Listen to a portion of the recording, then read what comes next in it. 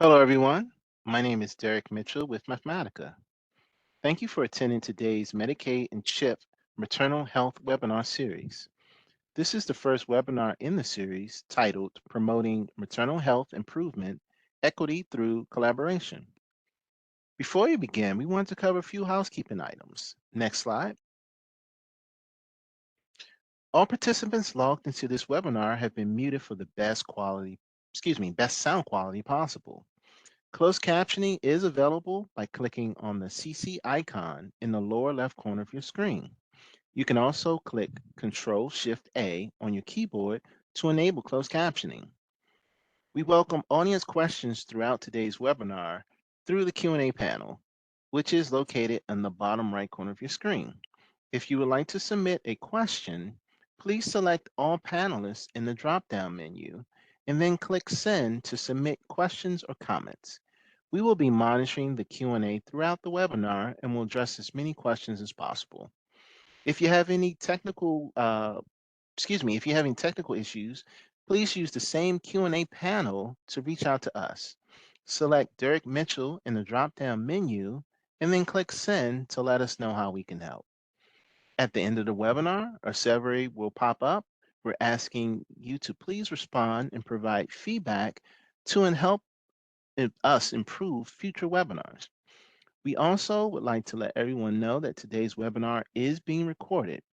We will send an email to all meeting registrants when the slides and recording are posted to Medicaid.gov. Now, I'd like to turn it over to Lakeisha Daniel Robinson from Mathematica. Lakeisha, you now have the floor. Thank you, Derek, and hello again, everyone.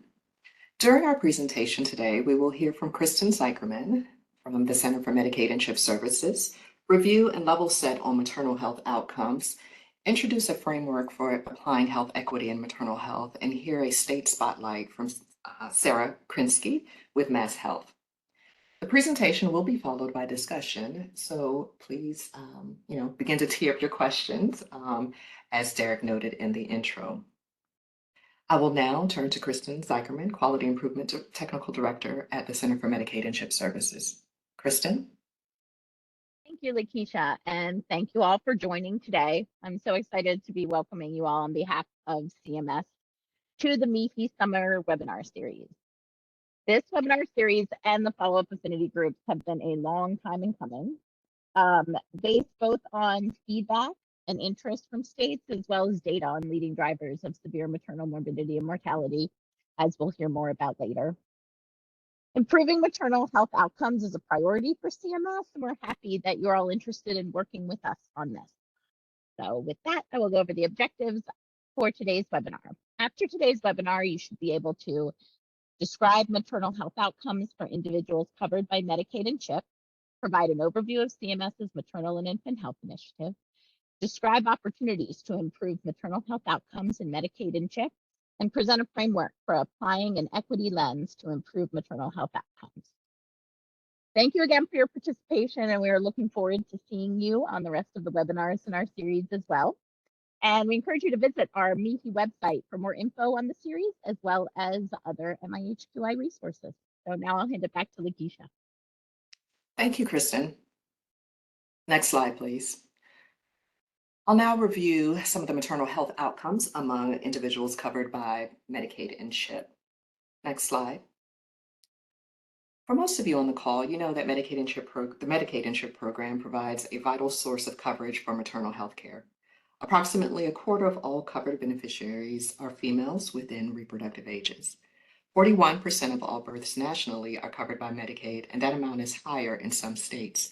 The map shows that variation across states, where the darker color indicates the higher percentages of Medicaid-covered births, coverage between 45 and 67%, and the lighter shade, which represents fewer Medicaid-covered births, around 21 to 34%. Next slide, please. This slide shows the distribution of Medicaid births by maternal race and ethnicity, which becomes important as we look at some of the outcomes later. Next slide, please. As we consider the outcomes of pregnancy, maternal deaths are a relatively rare event. However, any death has a tremendous impact on families, and many are considered preventable. In fact, most are considered preventable. The data presented here ranks the causes of death by race and ethnicity. These data represent a broad population of pregnancies during the time period noted and are not limited to pregnancies covered by Medicaid and CHIP. For Hispanic and Latino individuals, behavioral health conditions and hemorrhage are the leading causes, respectively, while cardiac conditions and infections make up the third leading causes for the population. For Black pregnancies, cardiac and coronary conditions, cardiomyopathy, and embolisms are the primary causes of maternal death. And finally, for maternal deaths in white populations, behavioral health conditions are the primary cause, followed by hemorrhage and cardiac and coronary conditions, along with infections. The graphic does not show results for Native Hawaiian or other Pacific Islanders and American Indian or Alaska Native populations because these data do not meet criteria for statistical reliability, data quality, or confidentiality. However, there are concerns for these populations as well. Next slide, please. More often occurring than maternal deaths are severe maternal morbidities. These are those unexpected outcomes that can have short-term or long-term impacts on health status and can have detrimental effects on families and infants. In Medicaid, these accounted for 372 births per 10,000 in 2021. Next slide, please. Here we present the primary mental health conditions associated with pregnancy and postpartum periods. Depression and anxiety are both associated with about 1/4 of all pregnancies. Trauma-related symptoms and post-traumatic stress disorder, and in this case, partial PTSD, which are cases where not all of the diagnostic criteria are met, account for the rates that you see before you.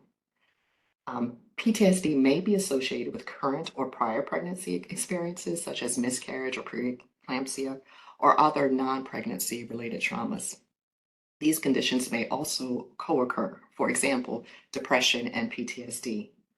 All of these conditions can have adverse effects on pregnancy and birth outcomes, maternal mental health, and deaths, as we saw in an earlier slide, as well as infant development. Next slide, please.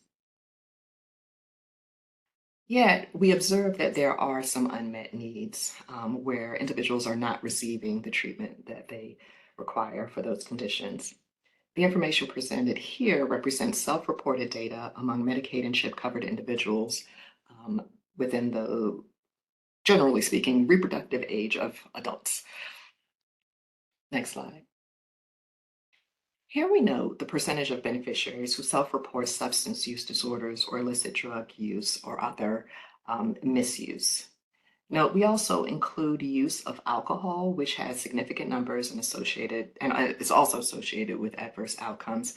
However, lately it's not been the full focus of attention, but there are definitely some concerns associated there. Next slide. In this slide, we share the percentage of females covered by Medicaid or CHIP or other state-sponsored plans who report being told that they have high blood pressure. This is for calendar year 2021. You see the rates by age noted along with the rates by race and ethnicity.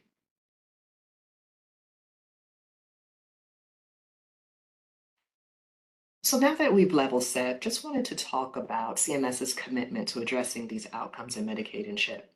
In 2014, the CMS launched the Maternal and Infant Health Initiative, which Kristen talked about earlier, to focus on opportunities to improve access and outcomes in Medicaid and CHIP. There have been a variety of activities to help states focus on quality improvement within their state programs. However, the increasing rates of maternal morbidity and mortality required additional focus. In part championed by the White House blueprint for addressing the maternal health crisis, and frankly, the leading drivers of maternal morbidity and mortality data, there has been a shift. And we'll talk more about what that means for the initiative. Next slide, please. Here we present a diagram about the pregnancy period and the infant outcomes and associated with that.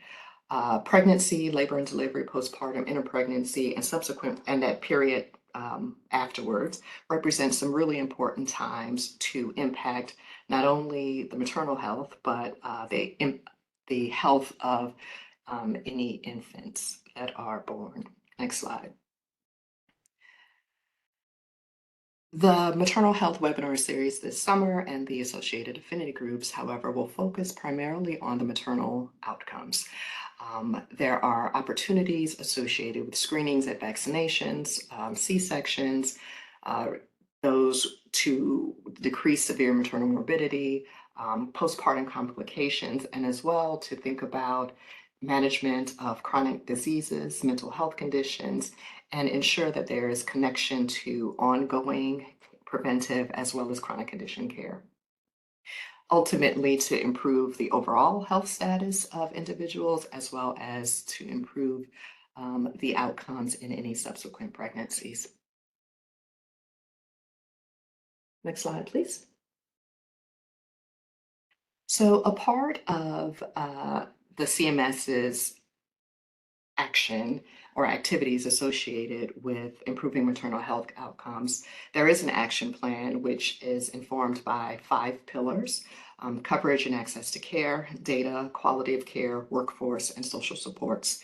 Each of those complement the blueprint that I mentioned earlier and presents a number of different opportunities for state programs to focus on quality improvement, as well as the other necessary supports to improve health outcomes. Next slide.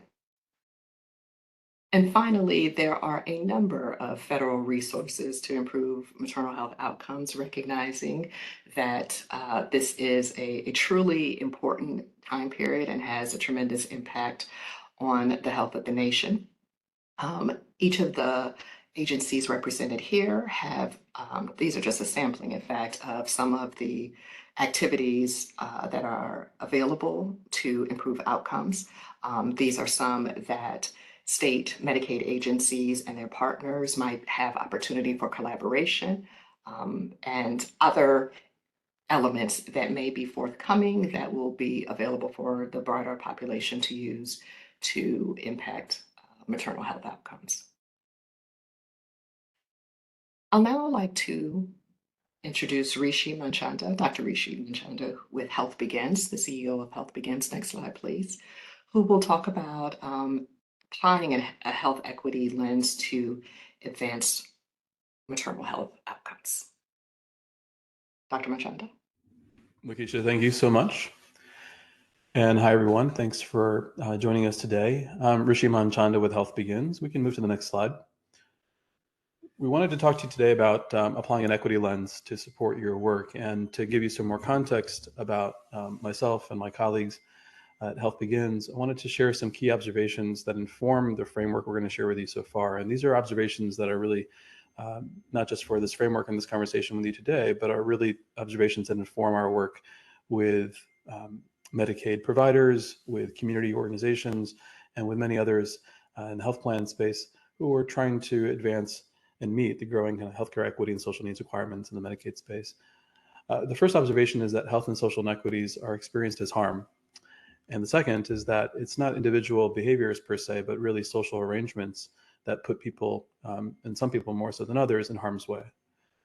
Thirdly, we understand that equity, therefore, is not just the absence of unjust differences between subpopulations, but it's really the presence also of systems that promote healing and opportunity and justice. Of course, as we understand these social arrangements and the structural kind of forces that put people in harm's way, the fourth observation becomes relevant, which is understanding that harm is often segregated by location. And therefore, any of the strategies that the institutions that provide care, provide services to Medicaid and CHIP beneficiaries need to be place-based, goal-directed, and work across multiple levels. And finally, last but not least, we really center our work in understanding that this is about supporting the courageous leaders out there on the front lines who are providing care with support and solidarity to implement strategies, especially equity-focused upstream quality improvement strategies. And I'll talk more about that in a second. If we go to the next slide, we wanted to share how those observations then are animated, how they kind of translate into action. And this is where the multi-level observation really becomes relevant. In our work, we use an adapted version of the social ecologic model that many of you are familiar with to really become a practical tool to help clarify the different opportunities for advancing equity. Starting in the smallest circle when it comes to programs and care, which is how Medicaid providers really can improve services and achieve goals for healthcare equity and social needs, to the healthcare system itself and how Medicaid providers themselves can drive internal institutional transformation and culture change to support equity, not just for beneficiaries, but for employees as well. At the community level, the ecosystem work is really thinking about ways in which Medicaid providers can work with partners in the community, including those who provide social services and others, to be able to strengthen the relationships across sectors to improve health equity. And lastly, but not least, how at the state level, there are opportunities to be able to transform policies and put in place systems and structures to be able to achieve health equity as well. We believe this multi-level approach is really an important context for the conversation today, and of course for thinking about quality improvement opportunities for the work that you're all pursuing. If we go to the next slide, I'll come back to this in a minute. But first, I wanted to spend a couple minutes just describing what equity-focused upstream quality improvement means. This is a term I just introduced a little bit ago. I know everybody here is familiar with quality improvement, and many are experts in applying quality improvement methods and tools to advance better health for Medicaid and CHIP beneficiaries. Equity-focused upstream quality improvement means something a little different. It's focused on these questions of how to advance health equity and address the social drivers of health equity. And so as we move to the next slide, a couple of key concepts I wanted to share, starting from the common challenges that we know exist when it comes to embedding equity in quality improvement work. On the left-hand side, you'll see some of the challenges and some of the phrases that we often hear from providers, Medicaid providers in the healthcare system. Some staff, for example, we hear some providers saying that some staff don't think equity is quality work because we should be focusing on all patients. Why focus on just those who are experiencing certain inequities? Or how are we supposed to help address patients' social needs is a common question that many providers ask.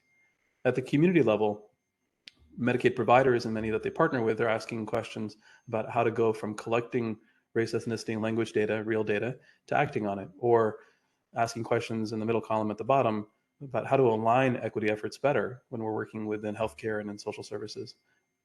And lastly, at the state level, we know that there's many challenges that we're also hearing about embedding equity and quality improvement work, including how do we help managed care organizations and providers drive equity-focused quality improvement? How do we address equity in different environments, of course, political and environments across the country as well, especially ones that have variable access to care. When it comes to advancing equity-focused quality improvement, my question to you, and really encourage you to feel free to engage in the chat or to put questions in, is when it comes to advancing equity-focused quality improvement, what challenges are you or others that you work with experiencing? In our experience, some of these challenges on the screen here are common ones, and that's one of the common challenges is, as we go to the next slide, is just the definitions and the concepts. We find a lot of folks in this space right now who are working in Medicaid and CHIP are using terms of health equity and healthcare equity sometimes interchangeably in ways that confuse things. So for example, we know that health equity, as is commonly understood in the definition on the screen, as meaning that everyone has the opportunities and resources they need to be as healthy as possible, and that no one is disadvantaged due to social circumstances, that definition is something that is widely kind of held. An emerging area of focus and of clarity really is understanding that healthcare equity is a specific element and a specific step in achieving broader health equity. And healthcare equity, as you can see on the definition here, more narrowly describes equity in the experience of accessing and interacting with the healthcare system specifically in its organizations. This distinction of healthcare equity versus health equity is, we find, an important element of informing what equity-focused quality improvement can look like. If we go to the next slide, this also helps us to understand social needs and social determinants in a clearer way, to understand really that these are social drivers of health and of health equity, and to understand that there's a relationship, again, with a multi-level understanding of individual level social risk factors or social needs being the social risk factors that individuals identify, disclose, and prioritize, and how those individual risk factors and social needs are influenced themselves by social determinants of health or social drivers of health at the community level, which in turn are, of course, shaped by the deeper structural drivers or structural determinants of health equity, which include the various norms, the macro policies, and of course, the structural and mechanisms that shape the distribution of resources and opportunities, including the distribution of social determinants of health and the distribution and severity and the chronicity of social risk factors. In other words, health equity is influenced by social drivers of health. And we see an opportunity here to take what we often find is happening on the front lines, where there's a disconnect in the discussion about social needs and social determinants, from emerging conversations around health equity and healthcare equity. In this context, we're talking about health equity and the social drivers of health equity as a unifying kind of concept. As we move to the next slide, these concepts are important because this is what underscores an equity-focused upstream quality improvement approach. At a high level, what you see here on the using the left is a get ready, get set, go approach. This approach really starts with getting ready, meaning getting grounded in the history of how structural forces, including structural racism and social arrangements, have actually impacted some populations more than others and denied opportunities for health. It means looking at data itself, especially being able to understand that data from a structural perspective. It also means engaging and reaching out to people with lived experience, as well as, of course, providers and community partners, to really engage with that data and that history to make sure that at the outset we're engaging those most impacted by health inequities in the design of quality improvement efforts. And it also means looking within, doing an assessment of our own data systems. This is true for, I think, providers and also at the state level. What does it mean to look within and address our capabilities and our competencies when it comes to equity-focused quality improvement? That get ready set, that process is really a foundational step before getting set. And that get set process, as you can see here, is really a step-by-step process of being able to identify specific patterns of inequity informed by data. For example, inequities in maternal depression that may exist along racial lines. And then being able to identify priority populations, identifying the associated social structural drivers of those inequities, and then identifying opportunities to intervene on those inequities, setting specific aims and a measurement plan, selecting early wins and solutions from a menu of opportunities, and then being able to design a quality improvement campaign to pursue those opportunities, which is where the go comes in. This is an approach that has been tried and true in many different settings across the country. We've worked last year in 29 states using versions of this approach with many different healthcare stakeholders. I wanted to share it with you here. So we have the next slide.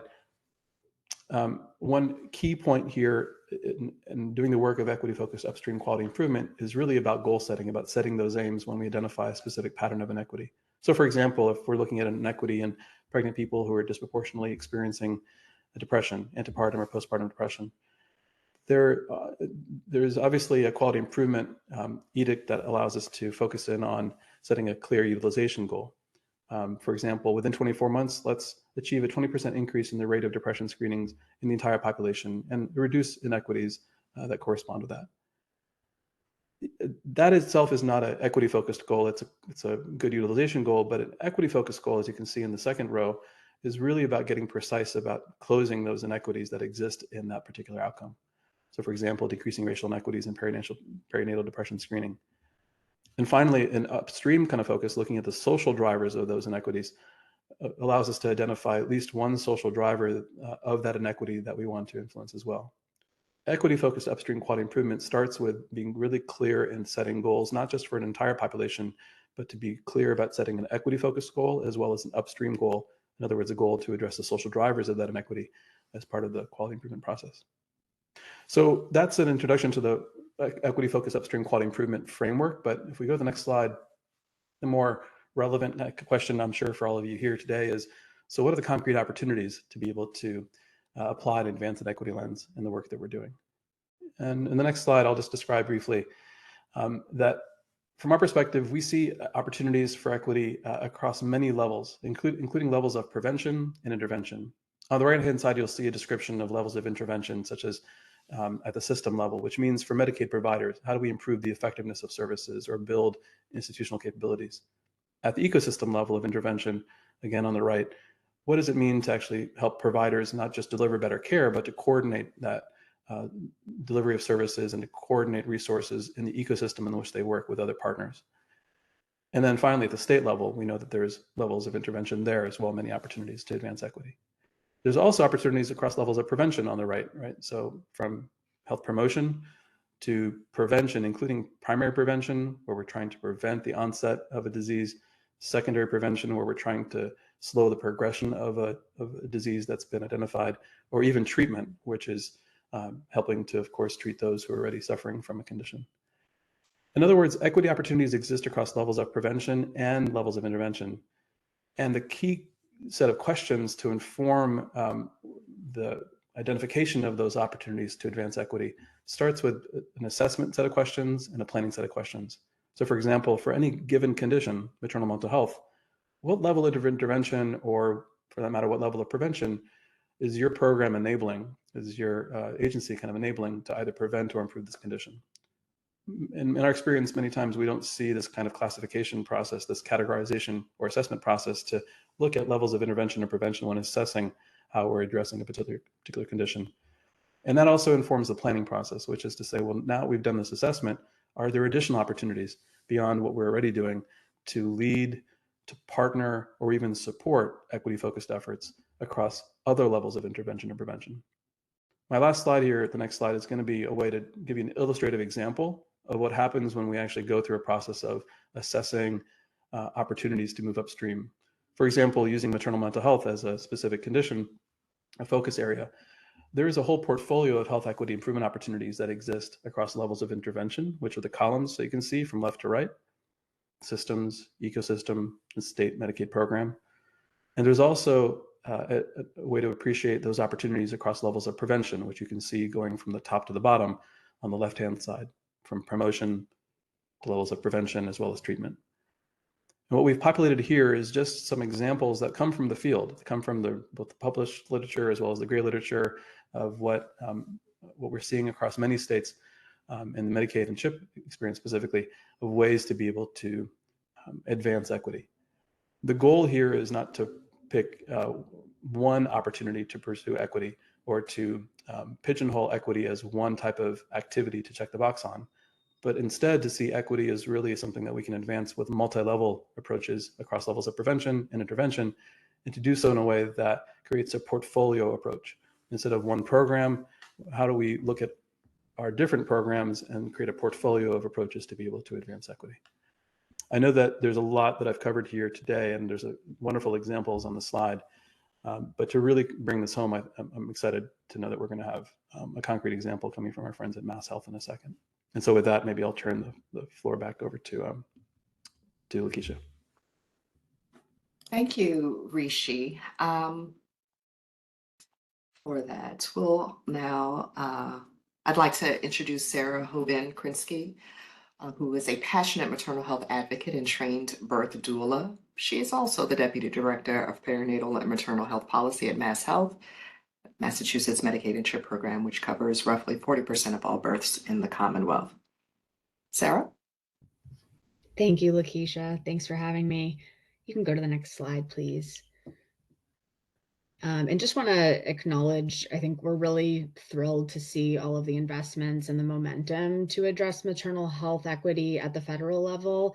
A lot of the work that Lakeisha highlighted earlier is so critical. And we're also really grateful here in Massachusetts to have our administration so committed to prioritizing maternal health in Massachusetts, especially since we've seen from our partners at the Department of Public Health, rates of severe maternal morbidity have doubled in Massachusetts between 2011 and 2020. And we also see disparities in terms of Black birthing people and those with disabilities in particular who are at increased risk. So really grateful to have both the state and federal level momentum around this. As Lakeisha mentioned, MassHealth is Massachusetts Medicaid and CHIP program, and we cover roughly 40% of births in the Commonwealth, which is about 25,000 births per year. And at MassHealth, we're really taking a multi-pronged approach to try and improve the health outcomes of our diverse pregnant and birthing members and their infants by providing equitable access to high quality healthcare services and supports. So on the page here, this is not an all-inclusive list, but we wanted to highlight a few key policies, both those that have been implemented already, and then also some that we're actively exploring currently. So first off, in April 2022, MassHealth expanded coverage through 12 months postpartum, inclusive of all pregnancy outcomes. So critical, especially as we know that the vast majority of maternal deaths happen in the 12-month postpartum period. We also cover undocumented pregnant and postpartum folks at state cost here in Massachusetts through MassHealth. Our accountable care organization, something key to note here is that in Massachusetts, the vast majority of our MassHealth members are in managed care. So either an accountable care organization, ACO, or in some cases, a managed care organization or MCO. And within those constructs, we have requirements to identify high-risk perinatal members for enhanced care coordination, as well as to receive critical housing and nutrition supports. Also wanted to note that many of our ACOs also offer additional services or benefits on top of this, things like free car seats, et cetera. Particularly very excited about this, myself being a doula, that as of December 8th, 2023, about 6 months ago, MassHealth covers doula services for pregnant, birthing, and postpartum members. And that also is through the 12-month postpartum period, inclusive of all pregnancy outcomes. And we know that doula services is an evidence-based approach to improve outcomes for parents and babies. MassHealth is also investing millions of dollars to tackle perinatal care quality and equity, both within our ACOs and our ACO participating hospitals. We require and pay for postpartum depression screenings at every pediatric visit. And then we also have family planning policies with robust access to contraceptives. Again, those are just some highlighted policies, but ones that we think are really important to prioritize maternal health here in Massachusetts.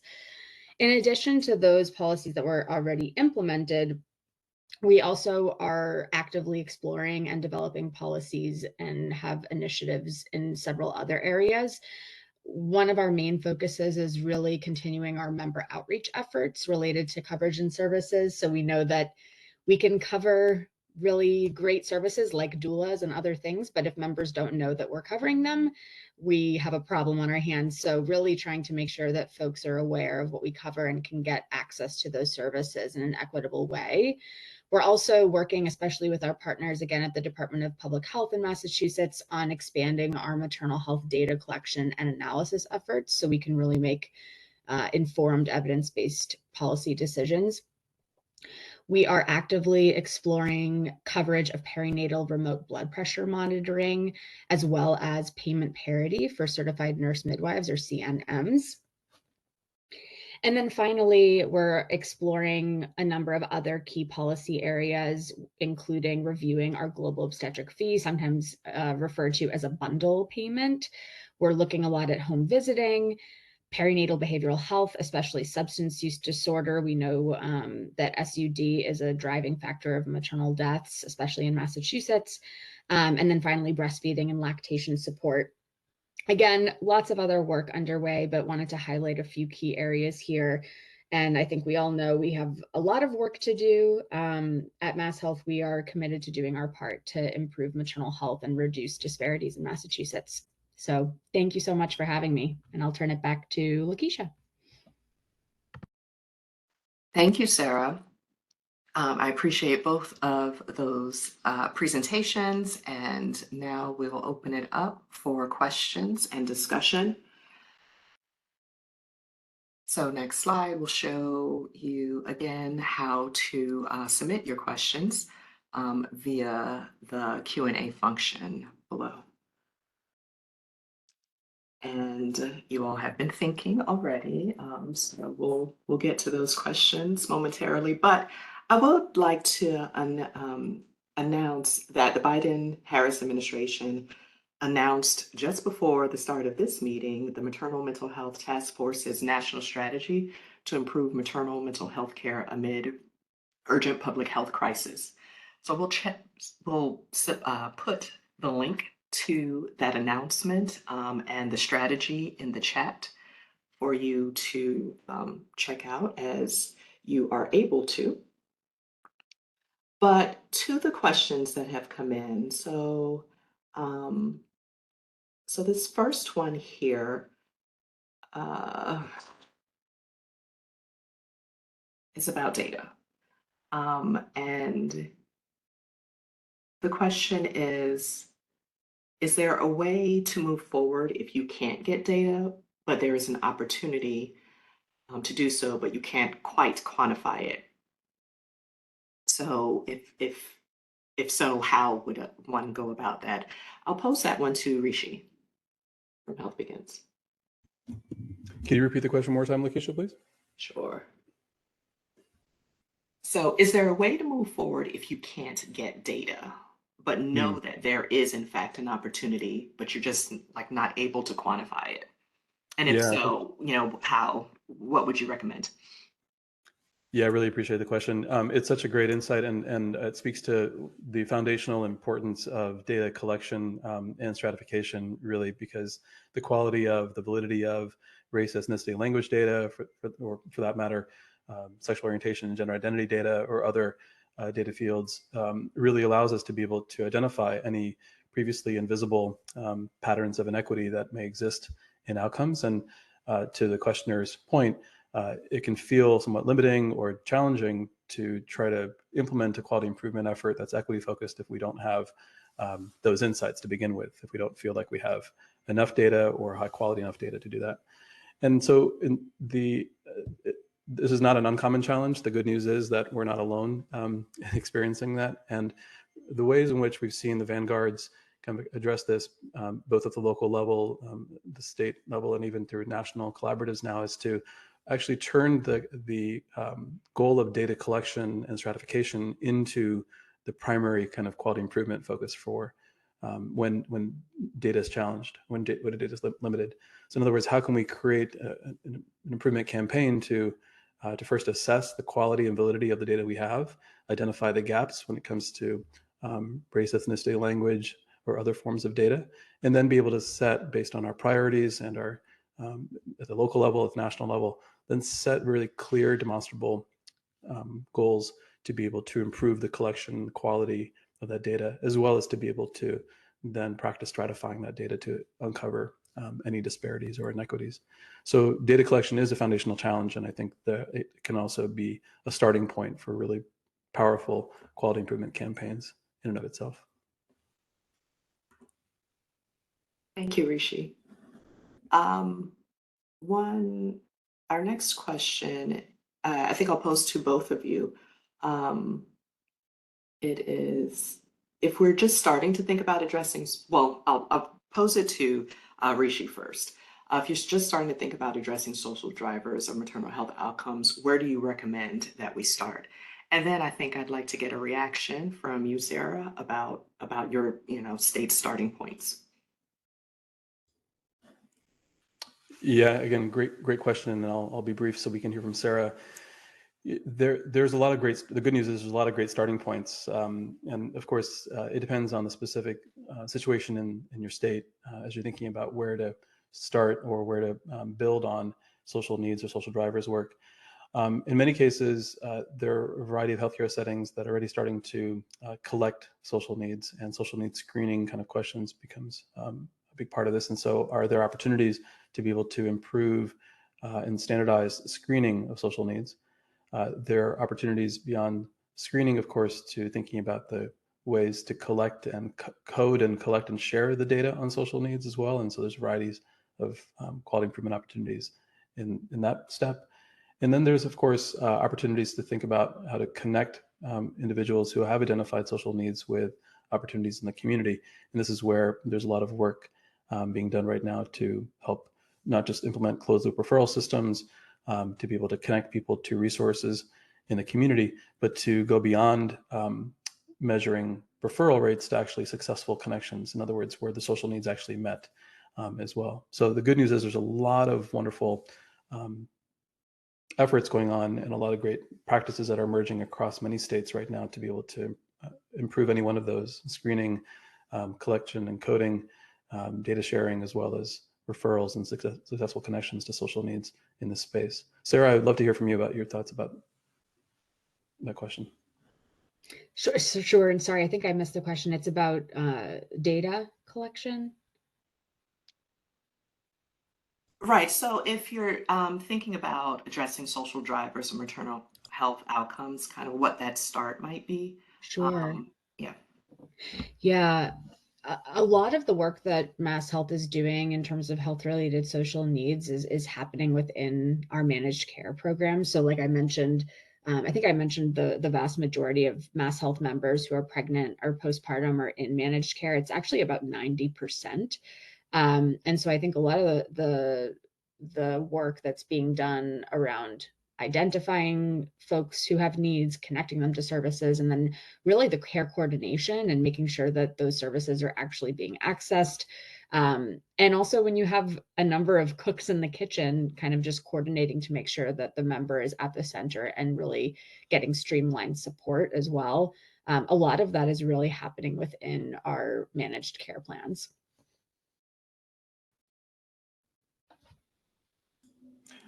Lakeisha, can I add on to that, to Sarah's point, and share a Sure. resource? So in the spirit of kind of plugging a resource as well, I'll see if I can put this into the chat, and this might be a helpful resource as well. One of the things that's emerging is a really great cataloging of the ways in which Vanguard states, including what Sarah and your colleagues are doing in Massachusetts. There's a lot of cataloging now of a lot of the work that's happening in social needs, and organizations like Kaiser Family Foundation, for example, are cataloging some of these things. Our friends at Center for Healthcare Strategies are some, and then even with the link I put in the chat around food security specifically, there's a cataloging now what's happening in the Medicaid space around food security screening. And so there are a growing number of resources as well that can be really helpful in answering that question too, as people are thinking about how to just advance their work on addressing social drivers. And one way that some states are addressing social drivers is around the use of doulas in order to make connections within the community to additional services, in addition to the support that they provide during delivery. So a number of questions have come in for you, Sarah, around doula care. So first, Sure. okay, so there's a pop-up here that I can't quite seem to get rid of, so I can see the rest of the question. But the first one is around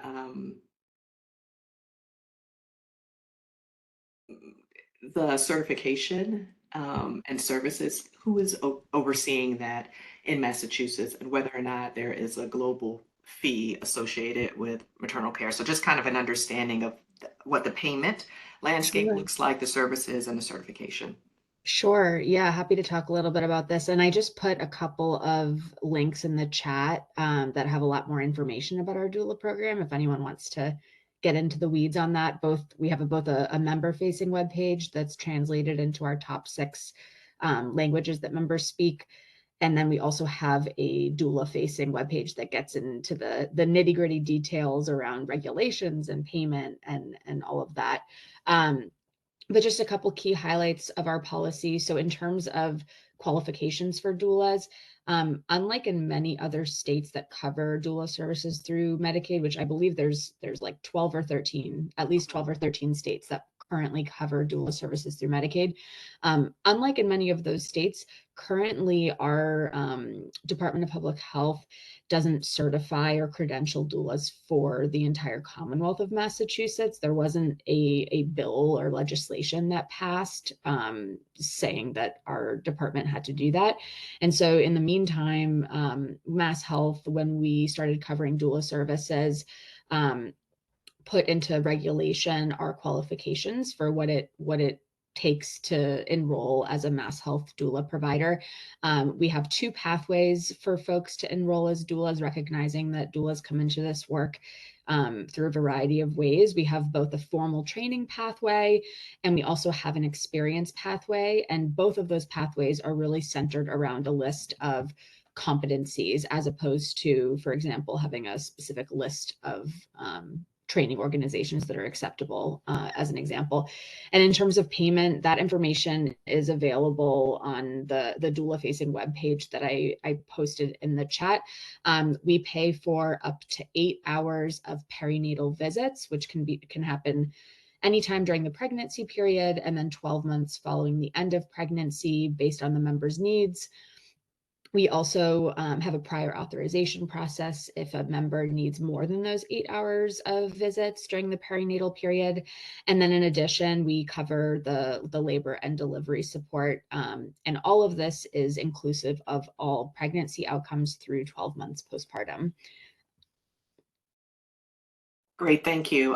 More questions for you around the doula care in particular. Have you been able to assess the impacts of doulas on care? Yeah, that's a great question. And we're definitely going to be looking at that. So the benefit only went live about 6 months ago, and we've really been focusing the last few months on just enrolling a robust network of Mass Health doula providers, not only in terms of volume, but making sure that we have doulas who reflect the needs of our members in terms of their language, their race and ethnicity, their cultural background, where they live. So that's been our primary focus so far, although we do have members who are already accessing doula services, which is great.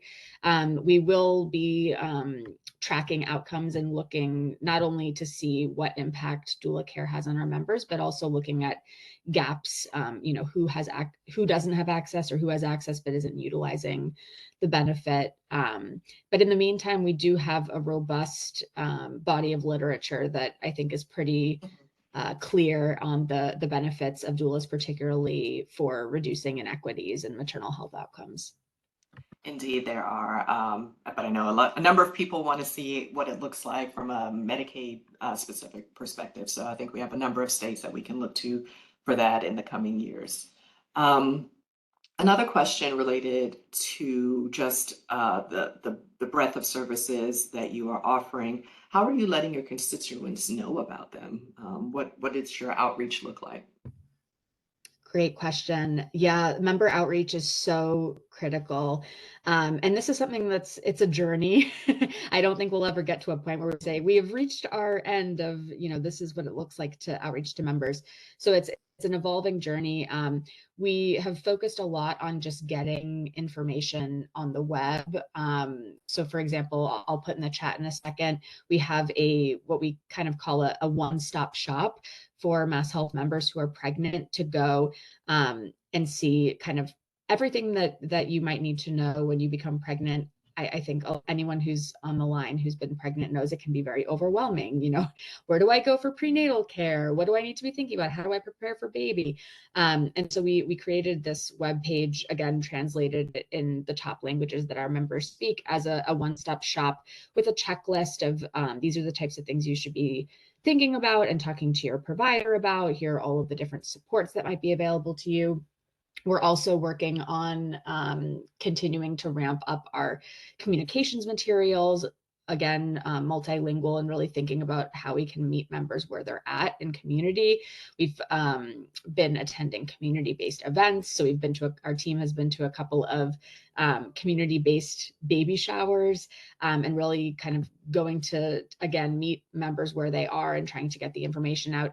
And we also rely heavily on our partners, our managed care health plans, our clinicians, our partners at the Department of Public Health and other state agencies, as well as a number of community-based and advocacy organizations. So really relying on them as well to help us spread the word far and wide.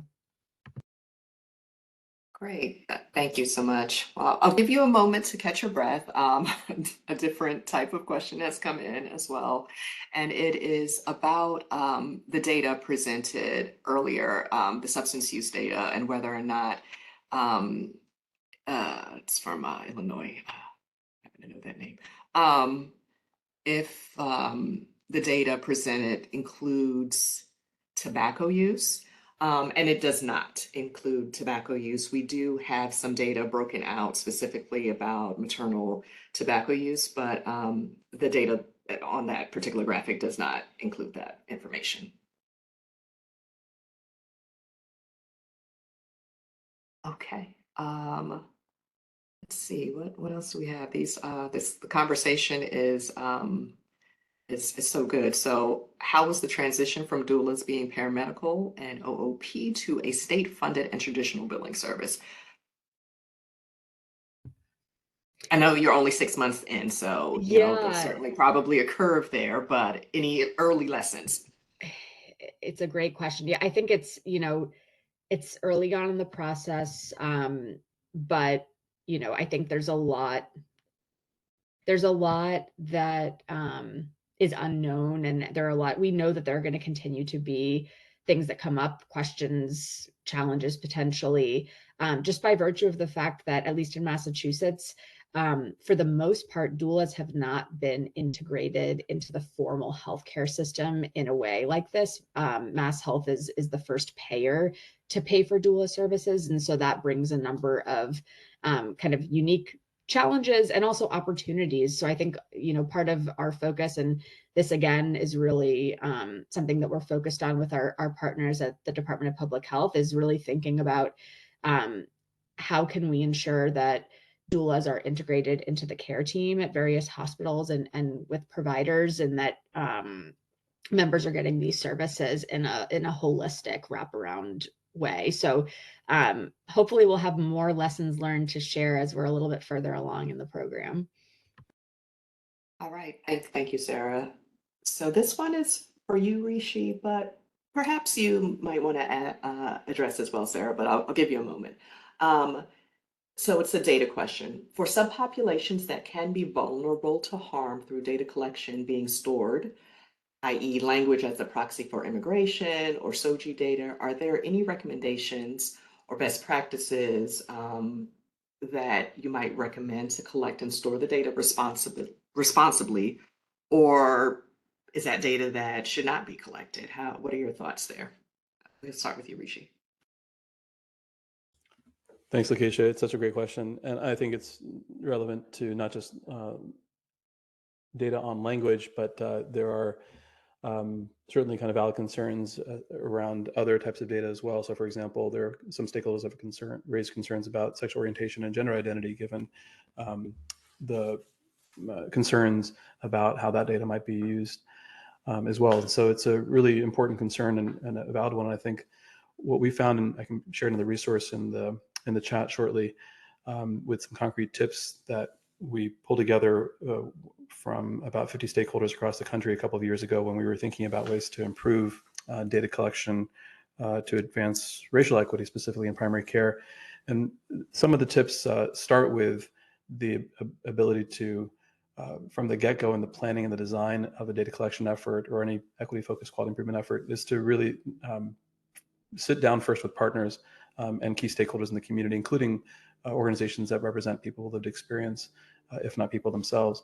It's so fundamentally important to make sure that the process is as inclusive as possible, rather than coming in after the fact and realizing that there was a key concern that a stakeholder group had about privacy or concerns, and finding later that it's too late to kind of address the problem. So step one is really making sure that the process is as inclusive as possible, and you're bringing in key stakeholders to answer some of these questions. There are technical kind of challenges as well that I think can be unique to certain states. And Sarah, I'll welcome your thoughts on this question about what it looks like in Massachusetts. But for the most part, it really starts with making sure that there's key engagement of stakeholders in the design of any data collection effort.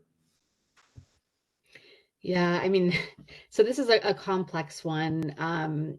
There's a lot going on here at Mass Health in terms of data. I think, one piece to highlight is we're really trying to work on kind of streamlining. There are so many different data sources, some of which, we have ownership or access to, for example, claims data. But then there's so many other data sources, some of which live within our Department of Public Health and other places. So really trying to find ways to integrate all of those data sources to get the full picture, including looking at both the parent as well as outcomes for the child, which is difficult to link the parent and baby sometimes using claims data alone, since the data would be living in those two separate places.